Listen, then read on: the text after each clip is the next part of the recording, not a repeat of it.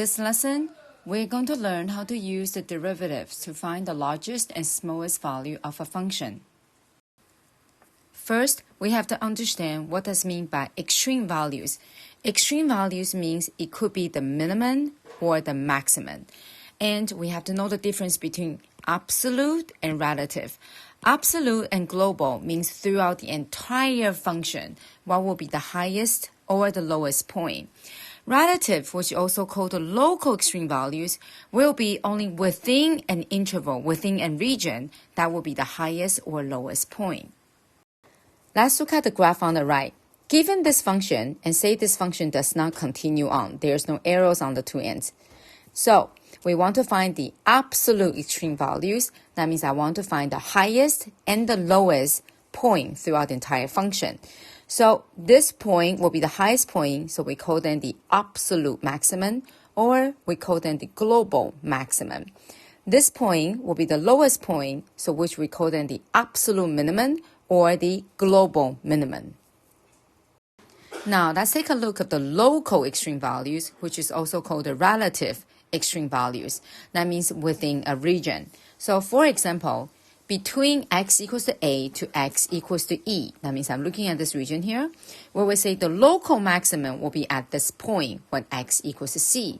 And usually, at the local maximum minimum, the slope of a tangent will be 0 because the tangent line is a horizontal line.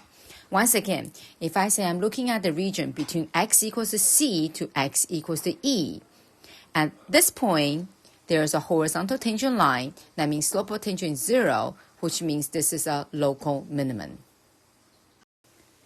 Example number 1, the graph on the top left, the domain is from negative infinity to infinity. That means I know the function is continuous.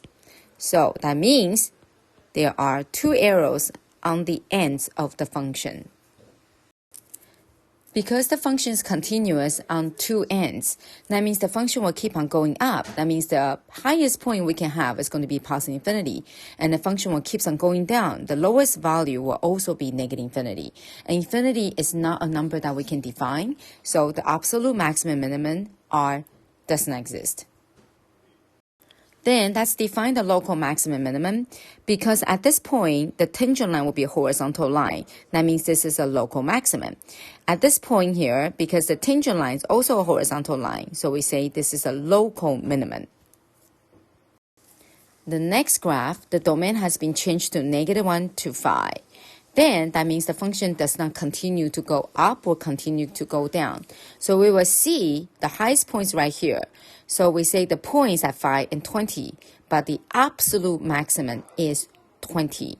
This is the lowest point, so we say the absolute minimum, which is global minimum, will be -16, but the point is -1 and -16. And once again, this will be the local maximum, and that will be the local minimum. For the next graph, you can see the domain go from -1 solid dot to 5 open dot, because that's a round bracket now. So the highest value will be around here, but it's not on 20 anymore. I just know y is getting very, very, very close to 20, but I cannot really define that value. So the absolute maximum becomes not applicable, does not exist. And the lowest y value will be right here. The lowest point will be here. So there is an absolute minimum at -1 and -16. And once again, that will be the local maximum, and that will be the local minimum. And the next graph, you can see the domain go from -1 to 5 now, and both of them are open dot. So the highest point, it's almost at 5 and 20. But because that's an open dot, so I know the y value is getting very close to 20, but not 20. But we cannot define what the value is. So absolute maximum does not exist. Same thing happened to the other end. I know this is the lowest point. It's almost at -1, -16. So y value is getting very, very close to -16, but we cannot define what the y value is. So global minimum does not exist. And once again, local maximum will still be here, and local minimum will still be there. The next graph, the domain go from 0.2 to 3.8. So as you can see, the graph got cut off furthermore. So now, originally this is a local maximum. However, this point becomes the highest point for the entire function. So they become global maximum. Once it becomes global maximum, we say local maximum does not exist and global maximum 1 and 4 now. Same thing again, this will be the lowest point throughout this entire function. So originally, this could be a local minimum. Now it has been upgraded to a global minimum. So local minimum does not exist. Global minimum at 3 and 0. The next graph, domain got changed again. So let's define the local maximum minimum first. That's the first thing you should do. So local maximum are here and local minimum here. And then we look at this entire function. This actually becomes the highest point. So this becomes the global max. So now local max does not exist now. Global max at 1 and 4. Next, we look at the function and look at the lowest point. So both of them here are the lowest point now. So local minimum becomes a global minimum. At the same time, this is also not a global minimum now. So we have two global minimum, 0, 0, and 3, 0. However, we have to know the global maximum value will be at 4. It's only referring to the y value. And the global minimum will be at 0 because that's the y value. But in terms of where that happens, it's at those 2 points. But the global minimum value is 0. Global maximum value is at 4. The next graph, now we change the 0 into an open dot. So once again, local maximum, local minimum, define the local ones first. And then throughout this entire function, this is the highest point. So local max becomes a global max. Now throughout this entire function, this is the global minimum. That's the lowest point because this point does not exist anymore. Look at the last graph now. Same thing again, you always want to define the local ones first. So local maximum here, local minimum here, and then you look at this entire function. Because this is the highest point, local has been upgraded to global. So the local does not exist anymore. Global at 1 and 4, but the global maximum value, 4. Next, let's look at the lowest point. We know the lowest point is around here, but we don't know what the y value is. So global minimum does not exist, and we still have a local minimum right there. Now we're ready to do it algebraically. So given any function, the first thing you always want to find is the local extreme values. So you let the first differentiation equal to 0 to find all the critical points. The reason we call them critical points because they could be the max or min or point of inflection. Then we can identify the critical points using the first or second differentiation. And after that, we are going to find all the y values of all the critical points in order to compare them to find the global or local extreme values. So let's look at example number 1. Fx equals negative 2x cubed plus 9x squared plus 4. The first thing is we're going to find the differentiation. So negative 2 times by 3 will be negative 6 x to the power 2 plus 18x, constant will become 0. Next, let f prime to be 0 to find the critical points.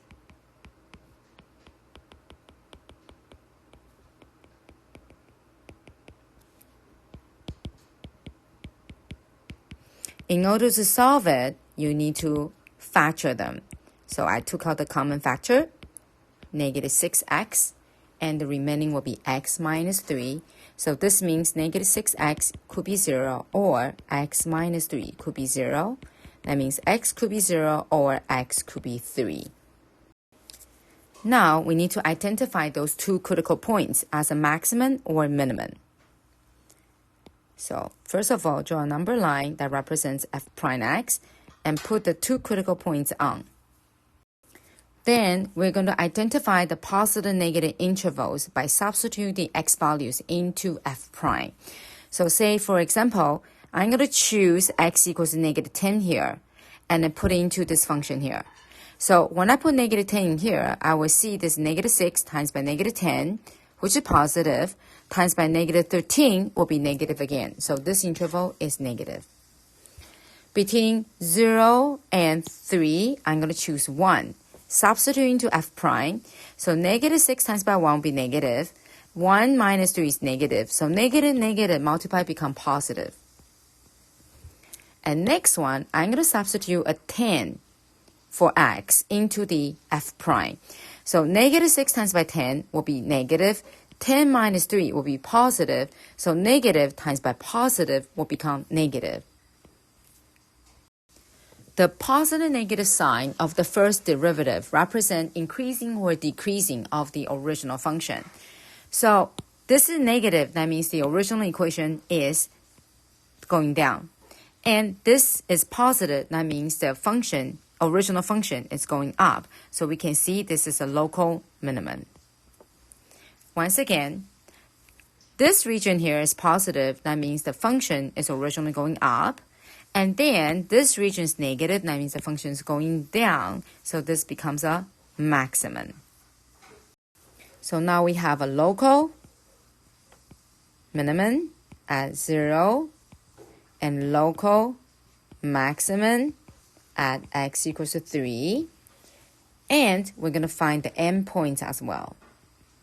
The endpoints are at negative 1, which is here, and the other end will be at 5. And we're going to find all the y values by substituting all those 4x values into the original function to find the y values. When x equals to 0, y will become 4. When x equals to 3, y is 31. When x equals to negative 1, y is 15. And when x equals to 5, y is negative 21. Now let's compare all the y values. So 4, 31, 15, negative 21. 31 is actually the highest y value that we reach. So this becomes global max. And negative 21 is the lowest y value that we reach. So that will become a global min.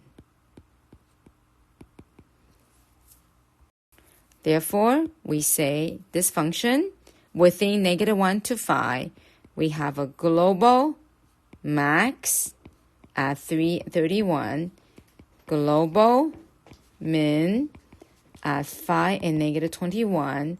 We also have a local minimum at 0 and 4. Those are our extreme values. But if the question asks you, what's the absolute max? You will say 31. What's absolute mean? You will say negative 21. Here I attach a graph just for you to see visually. So I'm going to trace this function from negative 1 to 5 because that's where we consider the function. Then, if you look at this red region, this is the absolute maximum, which is 3 and 31. And this is the absolute minimum at 5 and negative 21. And here, you will see there's a horizontal tangent line. So this is the local minimum. And as you can see, this region of the graph is actually going down. That's why the derivative is negative. And this region between x equals to 0 to x equals to 3, this is going up. That's why the derivative is positive. Now, after x equals to 3, the function is going down again. That's why the derivative is negative again. For example number 2, it is an application of the calculus. So the amount of light intensity on a point given by the function, I means the intensity of the light, t represents the time in seconds. We want to find the time when the minimum intensity occurs. That means we're looking for the absolute minimum. So first, we have to find the differentiation because it is a fraction, so we're going to use quotient rule. So denominator square, differentiation numerator, times by the denominator, minus the numerator times by the differentiation of the denominator.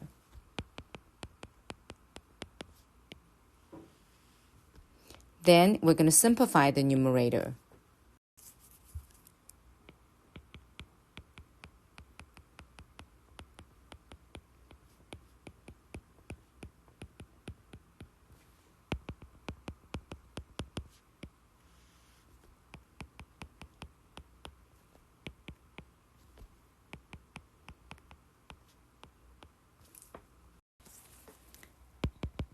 Once we simplified it, then we are going to factor them.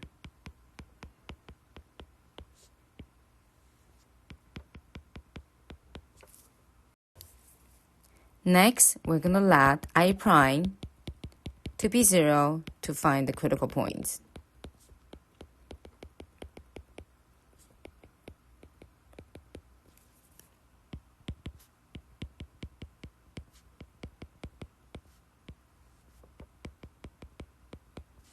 This means t could be -6 or t could be 2, and t cannot be -2 as a restriction because t plus 2 is in the denominator. Then let's draw a number line and put all the critical points on so we can identify them.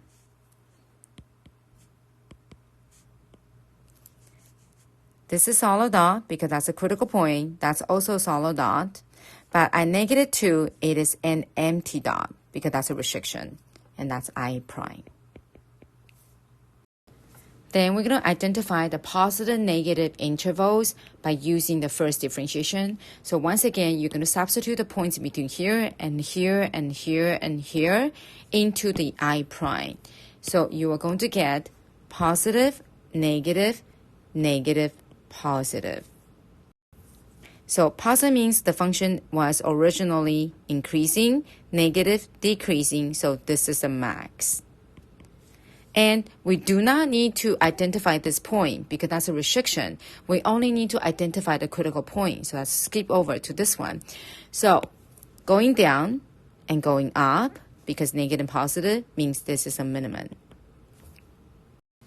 As you can see from the graph, at -6, which is here, is actually a maximum. At 2, this point is actually a minimum. And interesting enough, the y value of the maximum could be lower than the y value of the local minimum because only within this region, this is the local minimum. Within this region, this is a local maximum. However, if you look at the question here, the domain given is from 0 to 14. That means we only consider this part, from 0 to 14. So 0 to 14. So therefore, we have a local minimum at 2. And endpoints will be at 0 and 14. Once again, we have to put those t values into the function to find the intensity I. When x equals to 2, y is going to be 6, which means when t equals to 2, I is going to be 6. When t equals to 0, I is going to be 8. When t equals to 14, I is going to be 15. So let's compare all the y values here. So we can see 15 is the highest one. So that'll be a global max. And 6 is the lowest one. So that's a global min. Therefore, we say the time of the minimum intensity will be at 6 seconds.